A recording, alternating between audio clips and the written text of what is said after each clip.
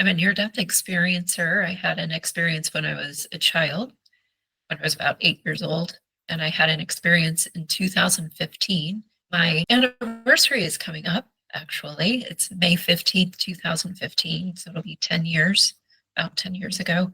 I died on a tilt table, which is a medical device. So I was in a hospital undergoing a medical test to determine if my neurological system was talking to my body. Turns out it really doesn't. It does not do a good job with that.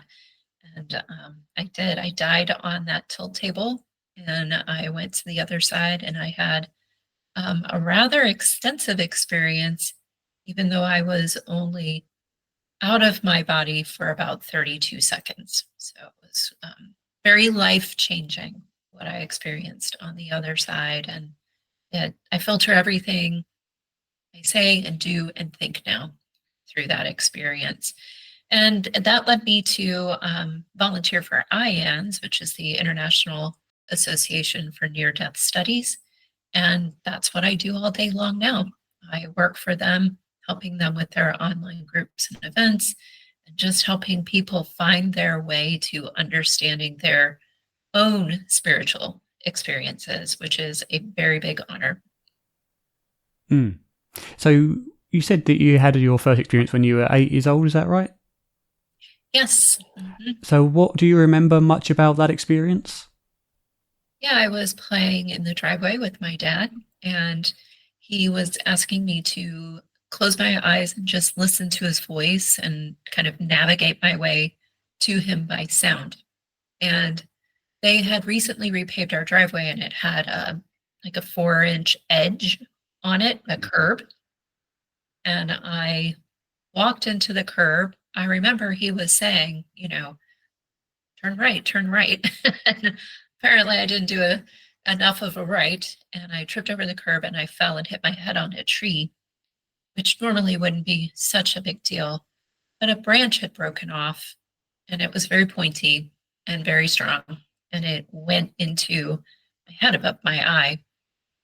And it apparently hit just the right spot to cause a lot of bleeding. I remember my dad picked me up, was hollering for my mom, running towards the house, and she opened the door. And I had been, of course, as kids do, I was holding the wound, and I looked at my hands and they were covered in blood. And I don't really remember much after that of being in the room. I remember being in the upper kind of left corner of the room from where my body was facing, and I was being held in the arms of an angel, and I could see everything below me. So I could see my body laying on the sofa on a pile of towels. I could see my mom sitting next to me.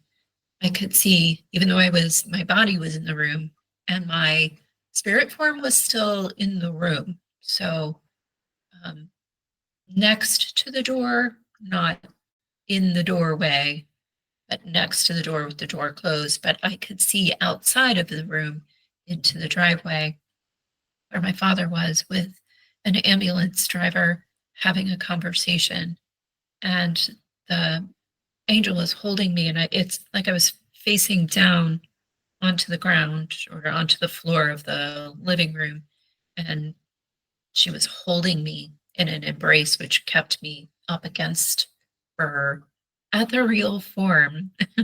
It's very interesting to me to think back on that now with so much more information, that I was feeling like I was still in my human body, even though I was having an out-of-body experience, that this entity that I was with was presenting to me as a human form. And I had that feeling of human form, right? The embrace, the pressure of someone behind me. It's really quite incredible. And later, I realized that that was who became my mother-in-law when I grew up. And she would have been in the same city, probably awake at that time of day. Really fascinating and expressive for me of how complicated our souls are and how, I guess, unattached to our bodies they are, how they can be doing a lot of things we don't really realize while we're, in our bodies and under the veil, thinking through our brains. Yeah. So that was that experience. And I didn't have words for it. No one in my family talked about that. I saw some books on shelves and I really didn't even make the connection. So I saw Bill Guggenheim's book, Hello from Heaven, and I was drawn to it. And then I saw Kim Clark Sharp's book as well and was drawn to it. But still, my culture at that time didn't give me any supports to understand what had happened to me. And yet it still really changed who I was. I was very much opened up by that pulling back of the veil and being able to see just a little bit onto the other side. And so as I was growing up, I had a hard time with, like playground behavior where people are, being rough with each other or calling each other names or gossiping when I was a teenager. I really had a hard time with that. And so I had a hard time fitting in. And I really came home to that when I started attending the childhood group, which is third Wednesdays at 7 p.m. Eastern through IANDS sharing groups. Everyone in there, when we started the group, we started talking and everyone was just connecting and resonating with, wow, I was the same way. I went through the same feelings. So these childhood experiences definitely create this, I don't want to say a personality type, but it creates this space for us to see things, I think, more from our soul's perspective than when we are in the womb and we are under the veil and we come out, we stay under the veil and we're not opened up in that way. Yeah, broadens our perspective. And then your second experience as an adult, was that, what was the difference or the similarities in experience that you had there in terms of the narrative of your experience? Yeah, so similarities. I left my body. When I left my body as an adult, I immediately was focused on myself. So the tilt table, it makes it so that you can't move your body, so that your brain and your body have to talk to each other and you can't use any physical motions to keep your heart beating and your blood pumping.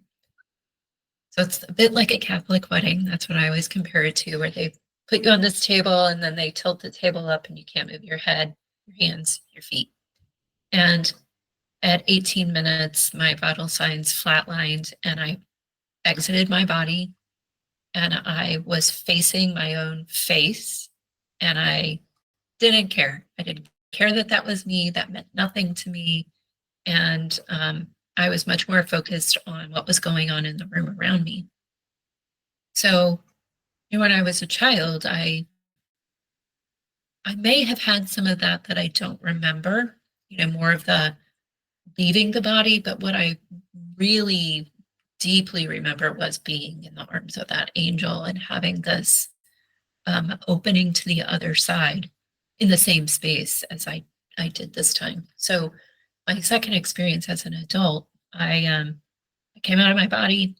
I was seeing everything that was going on in the room around me. I could hear the people talking. I could hear their thoughts. I knew what they were thinking, so I had telepathy.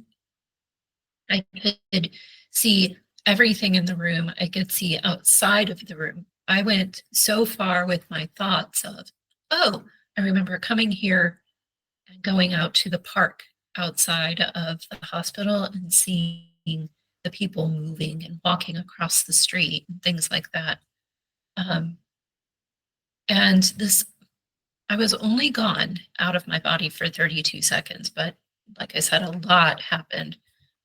I started immediately moving backwards, and I felt the love and the peace that everyone talks about, the release from the weight and pain of a human body. And I, all at the same time, I'm seeing these things, exploring these things, and moving backwards, and the love is growing the whole time within me, this feeling of extraordinary bliss. And the nurse passes through me. And I find this part very interesting because my focus of my soul was on my face, which was in front of me. And the doctor and my husband were over here. The nurse was behind me, and she stood up. And as she stood up, my attention turned, and I could see her face from that location the whole time. So as she stood up, she passed through where my soul was, and I saw the front of her face. And as she turned and went away, then I saw the back of her head going away. So, and then I'm moving backwards into the corner, same corner as when I was a kid, and yeah, there's a void there, and I pass through the void. I call it the velvety void. It's the black tunnel that a lot of people talk about. It was very soft, and I call it velvety because I saw shimmers in it of light from some unknown location at that particular point.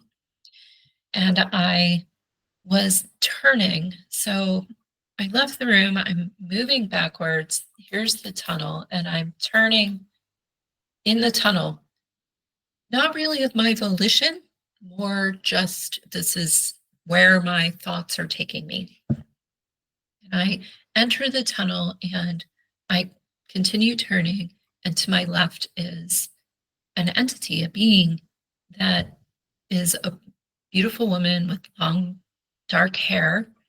And I realize in that moment that we've been having a conversation my whole life. So this is my life guide. Her name is Melanie. She allows me to call her Melanie. She's actually a light being, and she presents to me as a woman in this case that I can call Melanie. And yeah, the beauty of that moment was the realization that what we were talking about in that tunnel, it was the continuation of what had happened in the hospital room, and a reflection, towards where we were going. So a peek of what was to come. And we are traveling through this, and it happens very quickly through this velvety void toward a light. So when I see Melanie and I connect with her, the light is just a pinprick. It's like the barest ahead of us. And then it very quickly grows, and we go into it, not in a vehicle, not walking, but just moving. And there is a sensation of movement. I can feel a pulling along. And it's like going into a subway tunnel from the dark tunnel, and you enter the station platform and the light kind of comes over you. And we just are in this white space. And the white space was for me very much like the velvety void, like being in a cotton ball. Like if you could empty out the inside of a cotton ball and get in there and just be inside of it. The walls were very soft, or the space around me was very soft, very bright light from everywhere. No, just like in the void, no sign of a specific floor or ceiling or walls, right? It's just this kind of ethereal white space around me. And my family is there. And friends and family from this life, friends and family from a past life, as far as the eye can see, as far as my soul could, reach. And when I would look at them, I knew who they were just instantaneously. And there was this connection, that feeling of our human relationship together, and this love of being together in this wonderful heavenly waiting room, sort of. I call it heaven's waiting room. And I was able to hug the people who were in the front. So family and friend that were right there in the front space. So grandparents, my mother-in-law had passed recently, aunts and uncles. And when we would embrace, it was an absolute deep exchange of each other's experiences. So when I would hug, say, my grandmother, and I just shared this for the first time recently, when I would hug my grandmother, I would remember or have one person likened it to a different form of a life review. I had a life review at the end of my experience, but this was like a life review because hugging them took me back into my life with them to the point that my entire thoughts, if you will, were in that space. Whatever that memory was, I was in that space. I was not in the white space. I couldn't see the white space. I was physically there and smelling things, feeling things, feeling the warmth of the sun, smelling cookies baking, hearing animals moving around, feeling the warmth of my grandfather standing next to me, feeling the smell of my grandparents' house. You know how houses have kind of a familial smell, right? Yeah, yeah. So I was able to go back to that. It was so beautiful. It was something that I wish for everyone, and something that I think expresses the importance of whenever you're with people to be loving and compassionate and kind, and to really immerse yourself in where you are. So that whole live in the moment kind of philosophy, because I could feel their feelings as well. So I was there experiencing it, but I was also experiencing their experience of it, their feelings about it. It was a total reflection back to me of what I was putting out for them and how they were accepting it and how that was being expressed back to me by them. So I did that with everyone there that I could reach in the front row. And again, it all just went by so fast. And as it's all happening, I'm this is the first time I really start thinking about, oh, I'm home. You know, I had that feeling of being at home when I first popped out of my body, but this is when when I get into the white space, that's when it really starts to come full circle, if you will, for me, that I'm home. And that's when I start to remember all these things about being a light being living on the other side. And it, for me, was like standing in a river of knowledge. So in this white space where I had entered, like a doorway, coming in like through the subway, if you kind of went straight out the other side, there was yet another doorway that I went through to experience things whenever I would think about them. So my soul's memory would get back around to that.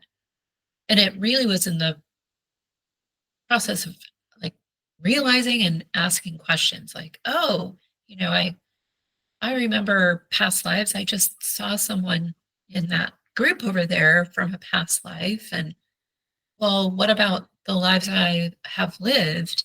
What about the lives I'm living now? And at that point, I went out that back doorway I told you about in this stream of knowledge, which looked kind of like a soft helix around me. And I went through space. So like Star Wars, when they're in light Yeah, yeah. speed, I think The warp streaks of, speed. yeah. Yeah. And the stars are flying by like this. Yeah, that's what I saw. And I came up upon a planet, and I went down to the surface of the planet and right into a room very, very quickly. And in this room was another being that looks humanoid, very, very human. So same body shape, soft skin like we have.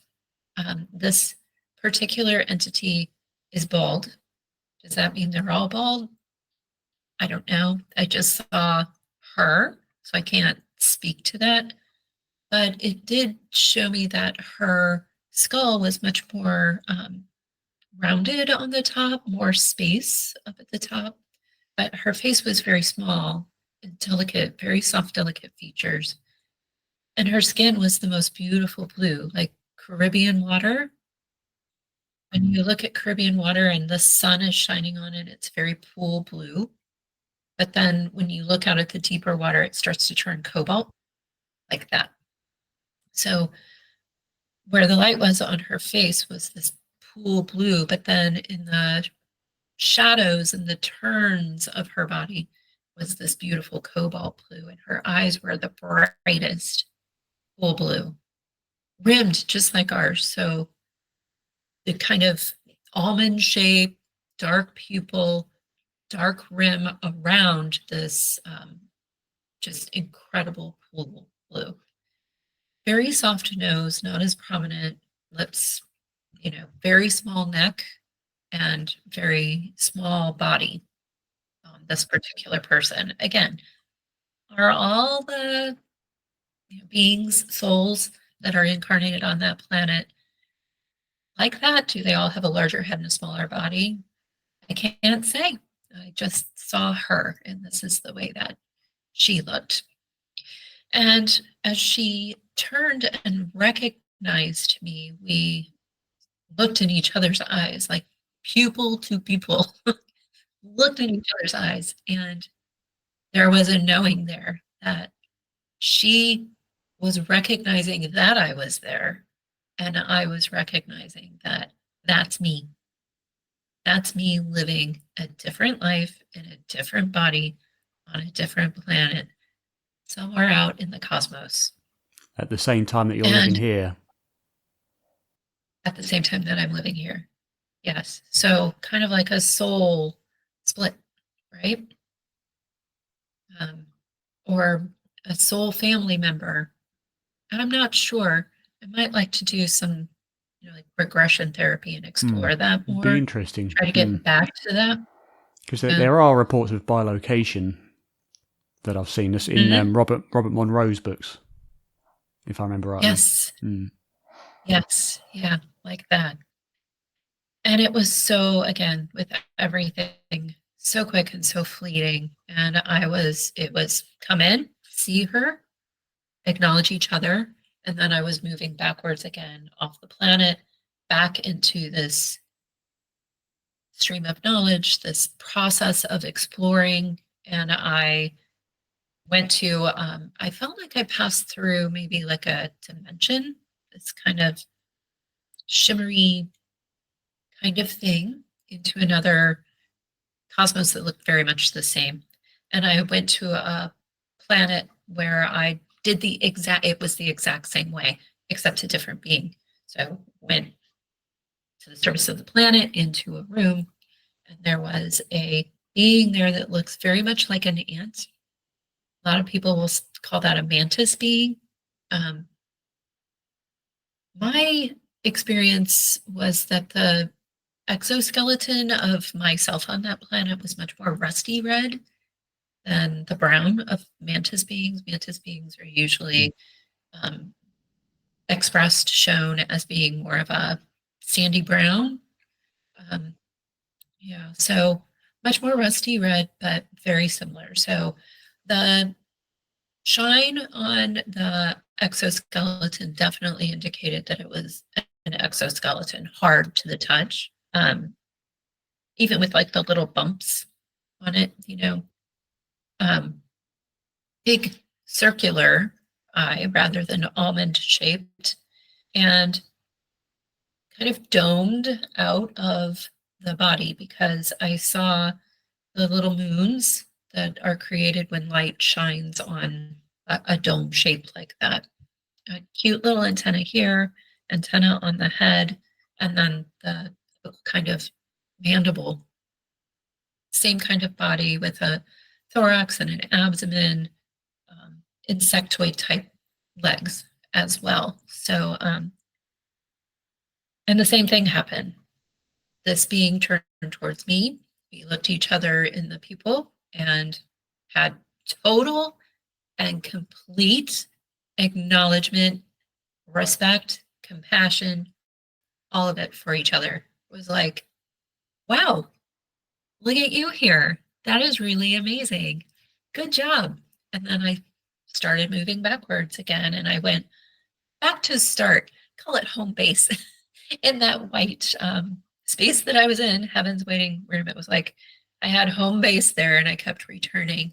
And Melanie was there, my family was still there, and that for me, those two experiences right there really speak to how our souls, when we plan lives, have so many options to choose from. It's incredible the number of options we have to choose from. And each of them is a little bit different, has a different flavor. It's kind of like, I won't compare it to going to a restaurant because it's way more complicated than that, but not unlike it, right? When we're thinking about, oh, do I want Indian food tonight? Do I want Italian? If I want Italian, do I want to go to this place or this place? Because the flavors can be different and what's served is different and the feel of the place is different. It's not unlike that. And also it's, what are you trying to get done? You know, Christian Sundberg remembers his pre-birth memories, and his story is a great example of that. And Betty Guadagno does a great job of talking about her pre-birth planning. But one person I really want to talk about in this space, because it's a more of an interdimensional galactic kind of thing, is Matthias DeStefano. Has a series on the Gaia channel called the Initiation Series. And I always like to point people to that because it connects with what I experienced. He remembers living on a different planet. And on this planet, those beings that live there are much less under the veil than we are. So when they're born, they're already in tune and remembering a lot of who they really are. Their soul is much more able to be open and expressive and connect with the other side through, light, telepathy, however you want to describe it. So I really like that. If anybody listening wants to explore that more. Yeah. And then from there, I had more questions and thoughts, and I was able to go the same direction. So from home base, I went towards the back door, but I went out a side door. I don't know why. I did. I went out it's like if I was going out the back door, I made a right, and I went out the white space there, and maybe it's a location thing. We don't know, but I was able to see Earth. So when I came out, I saw Earth because I was thinking about, oh, well, my family on Earth, and, if I'm dead, what's going to happen to them? And so anyway, I went out and I could see Earth. And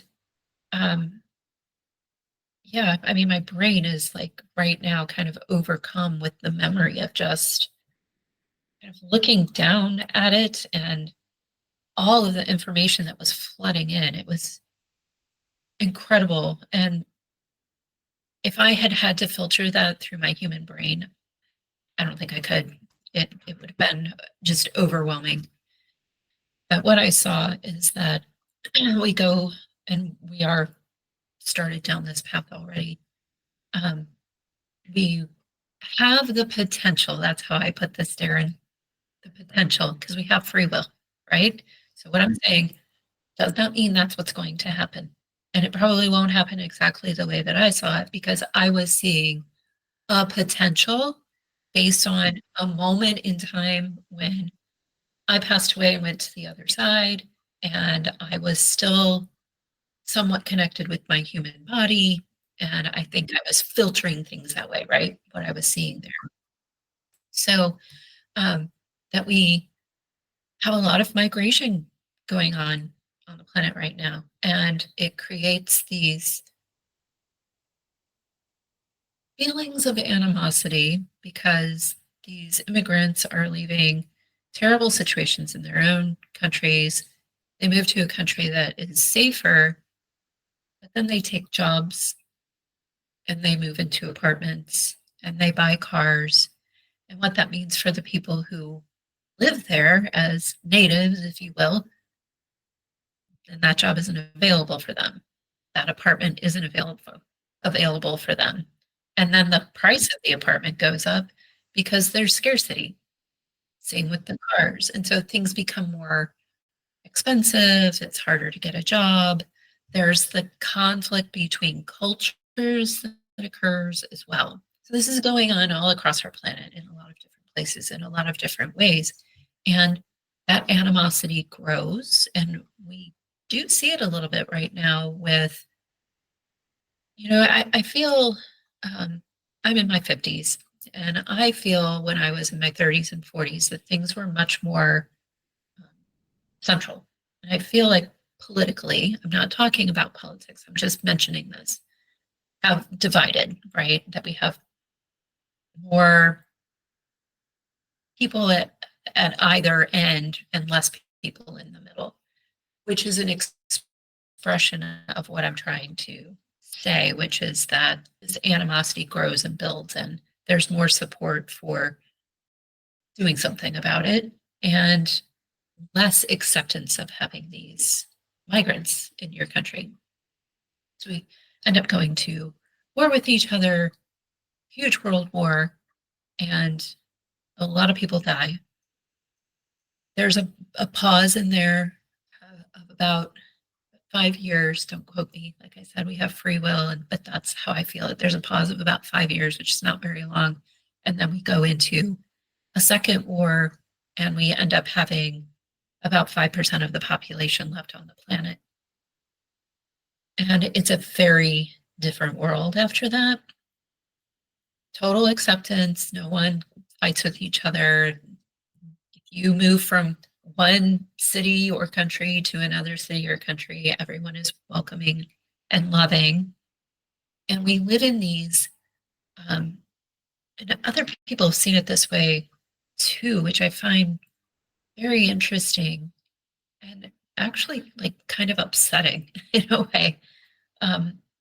What I'm saying is a good thing though, that we live in these kind of circular cities. So we move, our cities are destroyed and they need to be cleaned up, but we still have phones, cars, airplanes. But we become much more community based. So we grow our own food. We're not getting bananas from Argentina anymore. We're eating what we can grow near us, and we're not trucking things all over the world, flying things all over the world. We're making our own clothing, our own shoes. Not like it's, we're back in the caveman era. No, it's very much like what we have now. Not like it's the 1700s and everybody's wearing petticoats and feathery hats. No, not like that either. We look very much like we look now. Everybody dresses a little more alike because you're making your own clothes and you're kind of in your closed community in a way, right? Um, but I was able to kind of feel that society through the life of a shoemaker. And I just kind of focused on this person, this man, and I was able to feel that society through his life. And it was so happy and joyous because everybody supports each other. It's not, you get on the subway and you don't talk to the person next to you. You don't even look at them, right? It wasn't, you go home and you drive your car in your garage and you shut the door and you don't even look out the window when your neighbor's out in the front lawn. Not like that. No, it's everybody supports each other's kids. They take care of each other's kids. They take care of their elders together. It's very communal and beautiful and supportive and compassionate. Do you have that kind of, talk going on, how there'll be gossip and stuff like that. I'm sure that was going on, but much more communal. And then going out of that, that lasts for, 100 years, 150 years, and then it starts to slowly move back towards this much more um, industrial, commercialized kind of world as more and more people are born and we grow and expand and that kind of thing. So, yeah. And as I said, will that happen? Hopefully not. I mean, I'd love to get to that communal living, but without all the death and destruction to come first. Right. Yes, absolutely. And we have free will, we can make choices. And if we choose kindness and compassion, as is the message of people who've had NDEs and deeply changing, spiritually transformative experiences, we can avoid that. And I stayed there for a bit exploring this, seeing this potential future happen. And then I went right back in. So I went back in through the side door and I went back to start with Melanie there and my family. And whenever I would think of my family on Earth, the white space would open and I could see my husband in the hospital room and I could hear what he was thinking. I could hear what they were saying to each other in the room as well. And his mind was just consumed with, what am I going to tell the kids? What am I going to tell the kids? What am I going to tell the kids? That it was like on repeat. And then next to that, I could see my kids, and they were sitting on the floor. And when I would look at them, it was like a flickering back and forth. Joseph Banks is an experiencer who talks about seeing the same thing when he would look at his family members. It's like seeing them as they are at your time of death and then seeing a future version of them. And what I saw in this flickering, like turning a light switch on and off, on and off, on and off, on and off, that's kind of the speed. I saw my youngest daughter wearing a white lab coat and she wants to go to med school. Did I tell her about that before she wanted to go to med school? Nope, I didn't. I talked to them a few years after my experience about how I had died on the tilt table and came back and had this experience, but I didn't tell them about what I saw about them because I saw in my experience, we all have free will. So if they're going to do their thing, let them do their thing. So, and then my other daughter was about 8 at the time. I saw in the opposite flicker a man in blue jeans, a t-shirt with a beard. And that particular child, my oldest child, never wanted to wear dresses or skirts, always wanted the cargo pants. There were always rocks in my washing machine and dryer because that's what he liked to do. When I took him for his first haircut, when he was a she, he asked for a pixie cut, like super short style. Yeah. So we definitely had the clues there. And after my experience, we moved here to North Carolina from Texas. And I went into his room one day. We'd had someone over and he was kind of short with this person, I thought. And Darren, I'm not sure I've ever shared this part before. I sat down on the bed and I was just like, well, I feel like you were a little short with that person. And that's when he said, Mama, that's because that's how girls talk and I'm a boy. And so we went through this experience where he has transitioned fully to a boy, and his name is Adam now. And he's graduating with a degree in accounting this spring. So again, with him, I never said anything. Did we have clues? Yeah, we did, definitely. But we never said anything to him about it. He was able to explore that through a friend who went through the same thing at the same time. And also, of course, Google. Of course, we explore so many things.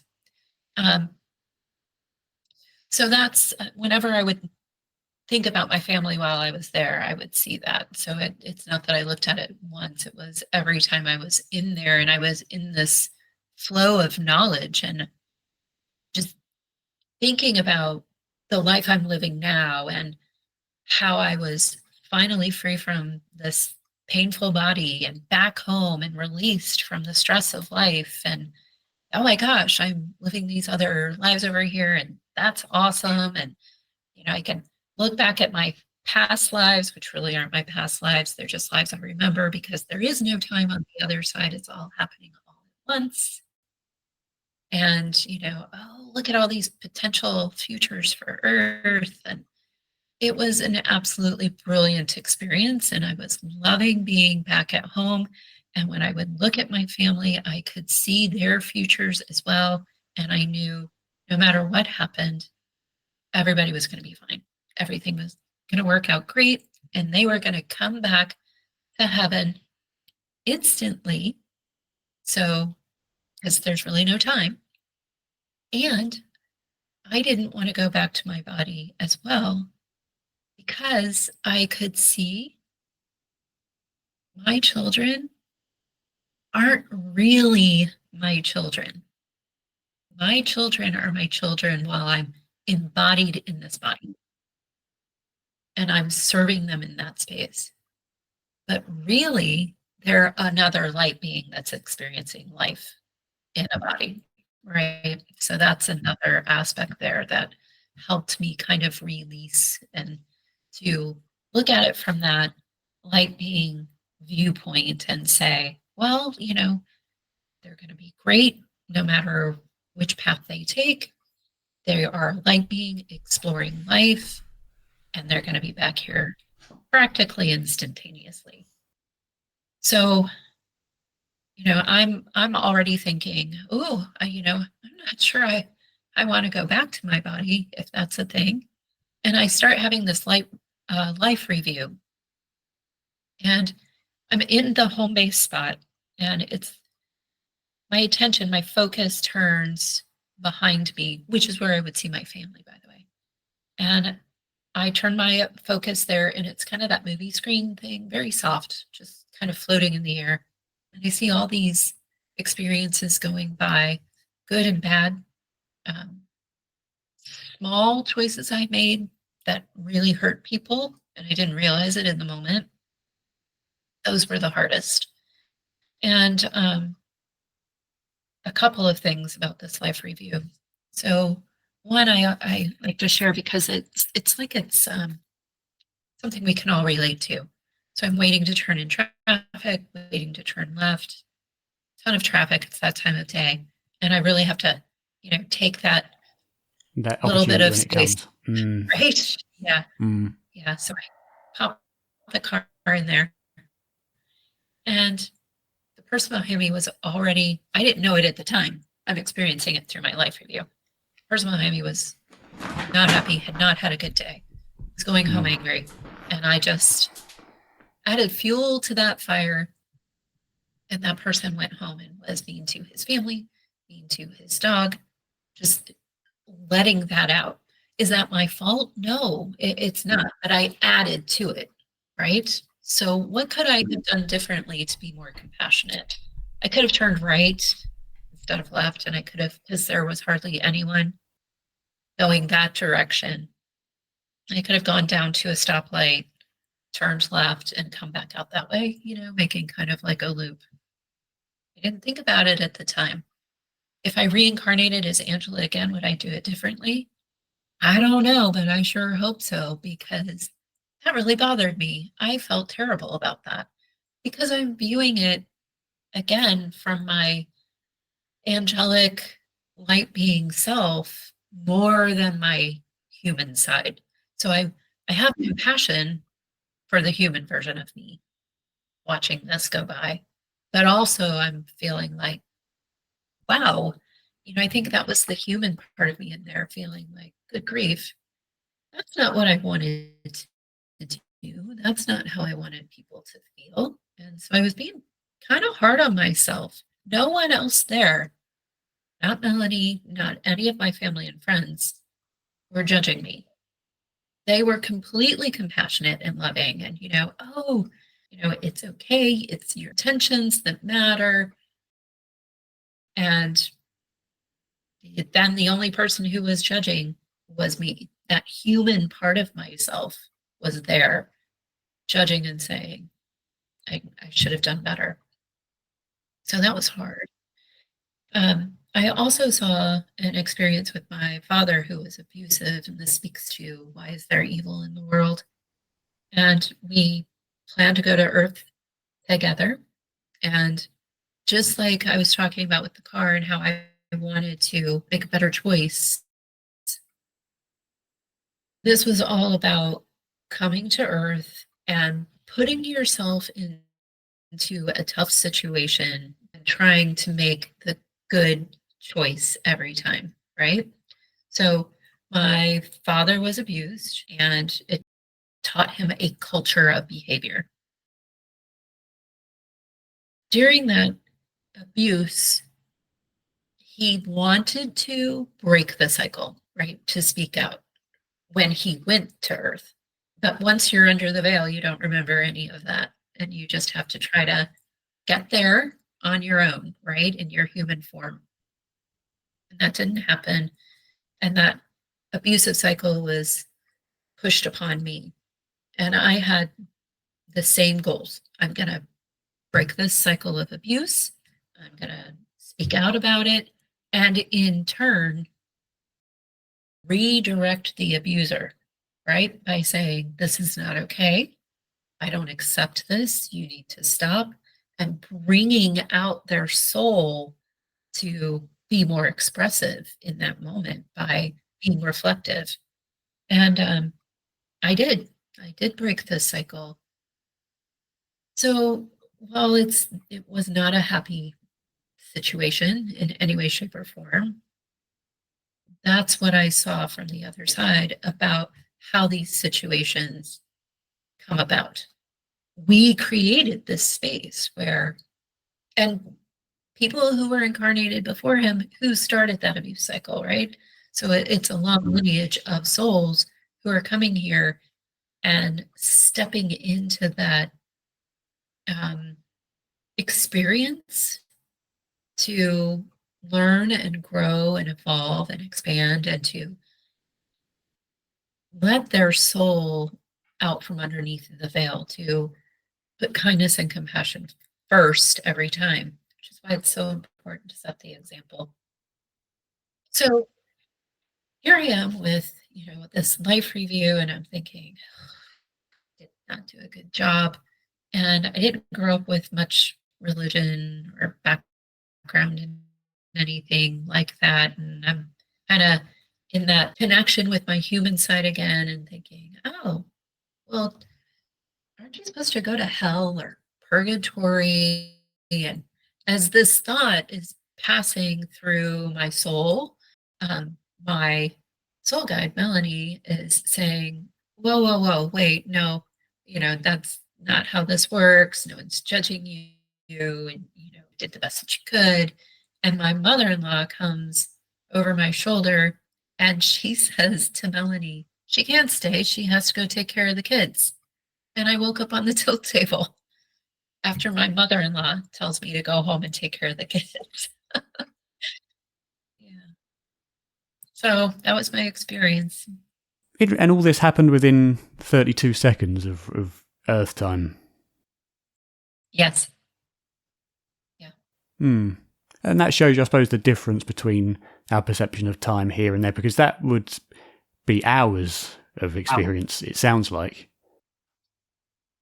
Yes, most likely. I don't feel like I was there for a day. I mean, if you wanted to apply physics to it and having to travel, to a different planet, then yeah, it would be lifetimes, really. But it felt even on the other side, really very quick. So yeah, I'd say maybe a half an hour. An interesting point you bring up is about your transgender son. How do you think? How do you think things like gender dysphoria and all that work in the grand scheme of spirit and soul and that sort of thing? Because many people believe that it's the soul born into the wrong body type, so to speak. How do you think that all works together? Yes, it could be a little bit of that. With my son, I'm very intuitive, especially because of my childhood experience kind of opening me up. And what I see with Adam is a lingering of a past life. So his past lives, three, were as men, and one of them was a big burly man. So I think there's some of that that's still there.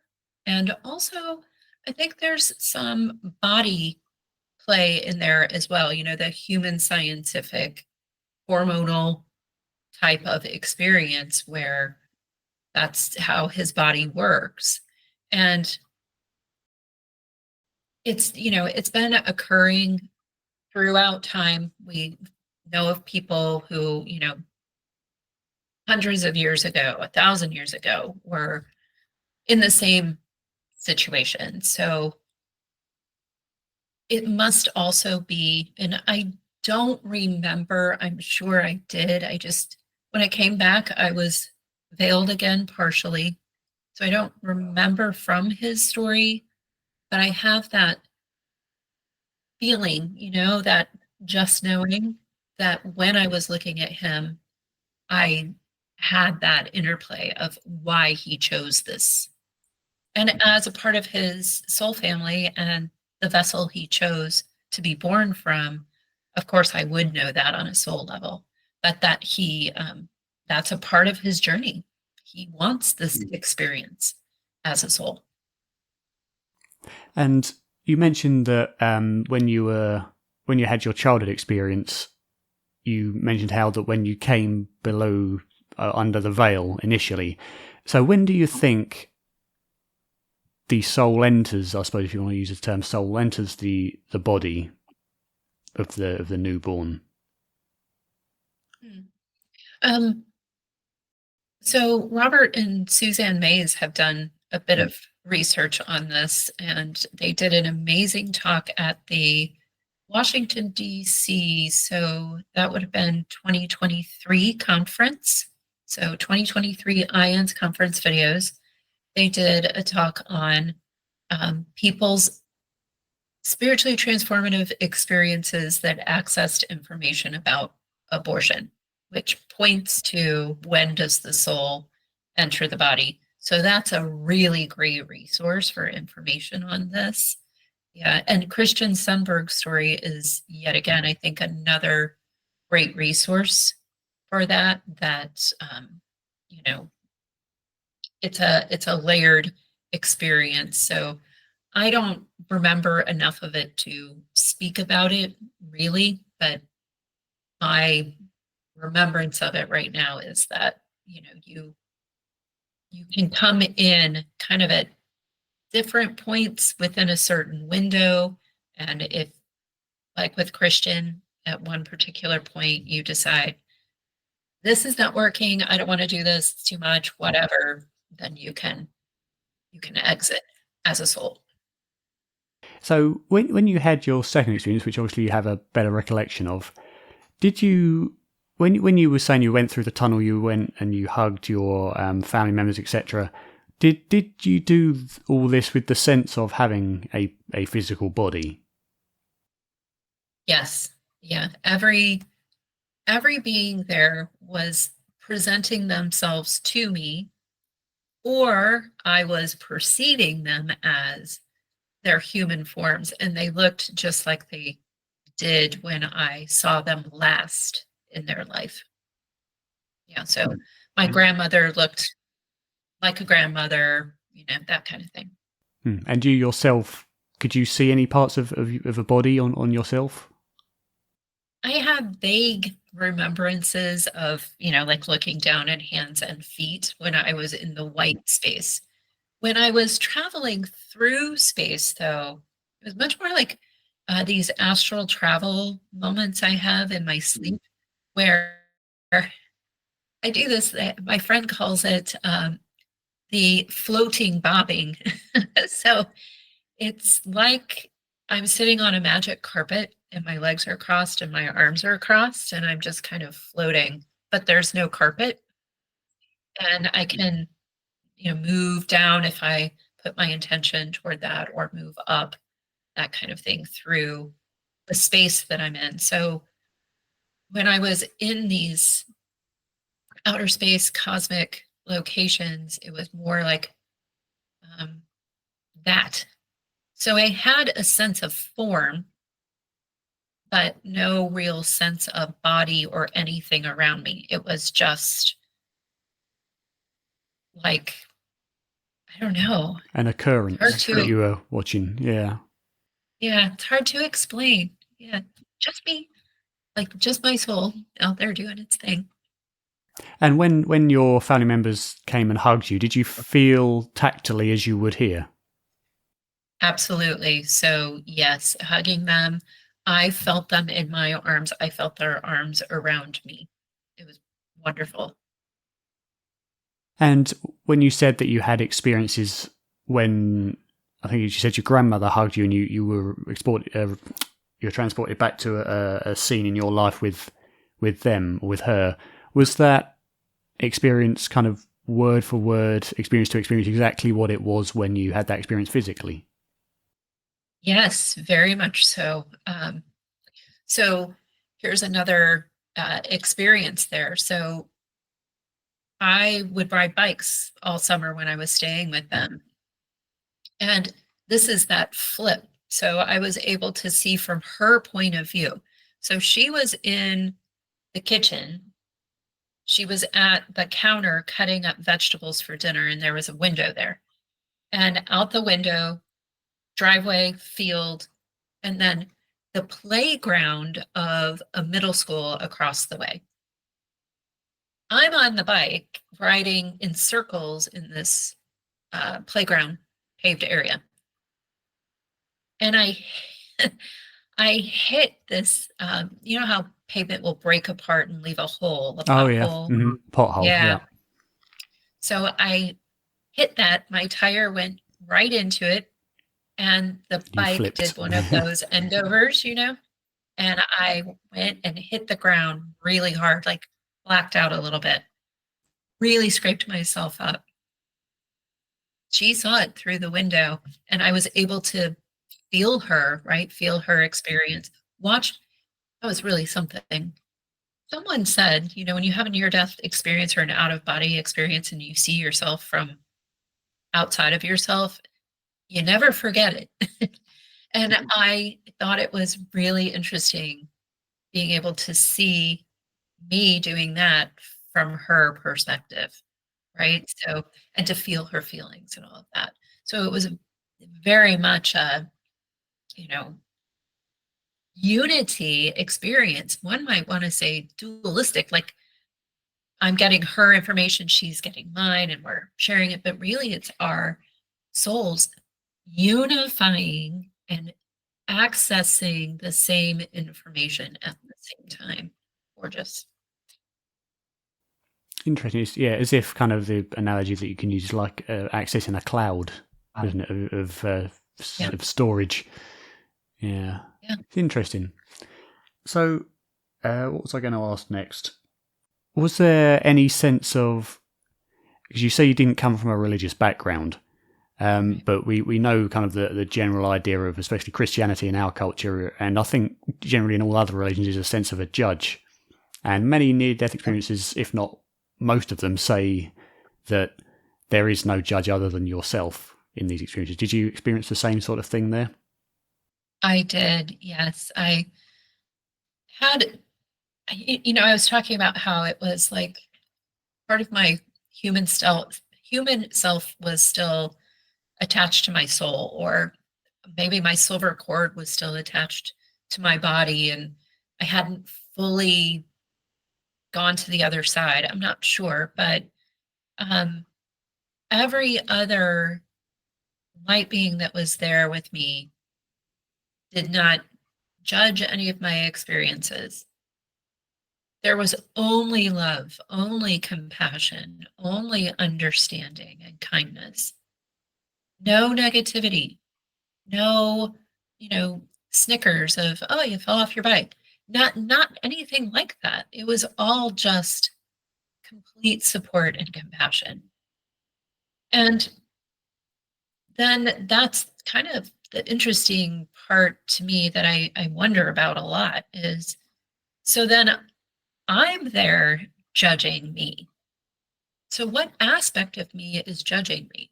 Is it that I really truly was still attached to my human body and hadn't fully integrated back into home? Or is it that when we all go home, no matter how fully we are integrated back there, we still have these feelings of, oof, man, I shouldn't have done that. And then you saw a potential future of the planet and of civilization. So what, I mean, and that kind of thing seems plausible to me, especially in the way the world is currently and the fact that we've got nuclear war and all that sort of thing on the horizon. What sort of time frame did they give for that mass kind of destruction?